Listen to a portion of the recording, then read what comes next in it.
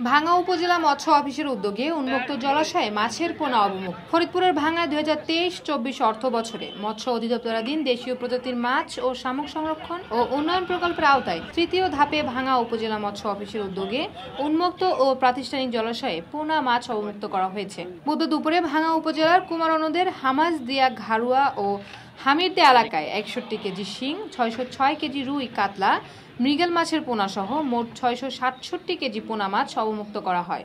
উপজেলা মৎস্য কর্মকর্তা দেবলা চক্রবর্তীর সার্বিক তত্ত্বাবধানে উপজেলা নির্বাহী অফিসার বি.এম. কুদরত এ খুদার সভাপতিত্বে বিতরণ অনুষ্ঠানে প্রধান অতিথি ছিলেন জেলা মৎস্য কর্মকর্তা প্রশান্ত কুমার সরকার। এছাড়াও উপজেলা সমাজসেবা কর্মকর্তা মমিনুর রহমান, এলজিআরডি কর্মকর্তা মোহাম্মদ শাহ আলম, জনস্বাস্থ্য প্রকৌশলী আমজাদ হোসেন, পরিবার পরিকল্পনা কর্মকর্তা রবিন বিশ্বাস, মাঠ সহায়ক কর্মী ইশতিয়াক আহমেদ অন্তর, সুস্মিতা ধর, সঞ্জিত মালো সহ স্থানীয় গণ্যমান্য ব্যক্তিবর্গ উপস্থিত ছিলেন।